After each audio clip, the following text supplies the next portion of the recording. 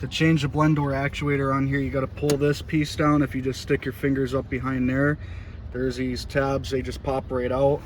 And then down here at the bottom, there's a screw that was there that I already took out, and there's another one that's right up there. And then this plastic piece, there's a clip there, and I believe there's another on this side once this piece is off, or actually, no, it's right there. I'll be back after I take that out. Now there's this metal plate here, there's a couple screws in there, just up there at the top, and then that comes down. Now that metal plate is off, I also took the clips out of that and just let that hang down. There were these two wires, well, these are your relays, but these couple connectors, they were up here. I just popped it off of right there, and the relays were right on here. I just popped those off and out the way so you get better access. So you're going to want to use one of those pry tools for the clips or a flathead screwdriver. The Phillips is for the 4 screws to take the plastic and metal plate off, and you want to get a 5.5 millimeter socket for the blend door bolts, or screws I should say. And it'd probably be a good idea to put a little extension on there, smaller than that one, like the 1-inch one or whatever.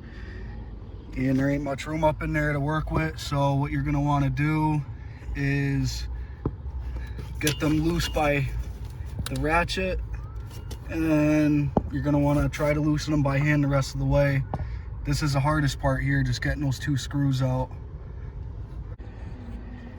So I loosened up those 2 silver screws with my ratchet there with my left hand. I'm a righty, so it was a little bit of a challenge, but the best way I figured out to do it was to reach underneath that piece like this, and then try to get your hand up underneath that wire harness, and right there you could see that white little nub sticking out. That's where the blend door sits. There's one screw right there where that screw is. You could probably see that. And then just barely right up there behind that harness there, right up there somewhere. Once you loosen it enough, you could get it by hand and get this one out. Now the way that you reset the new one is you just plug it in.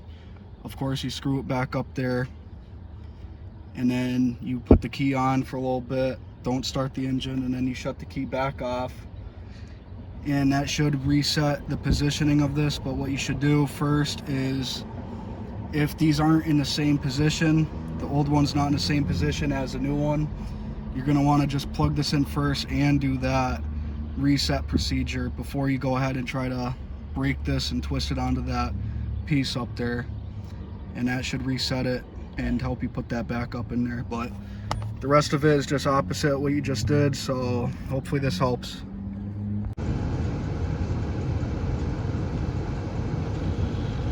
Oh, there it goes. Actuated it with the I turned the blower motor on. We'll see if this thing stops spinning or what.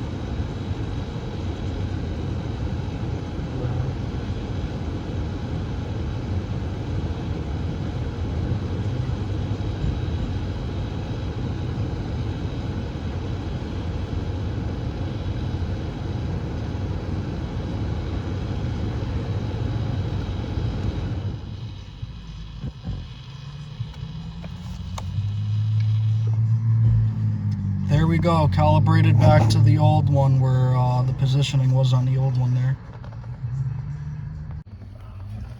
It took a little bit of fighting, but the new one is in.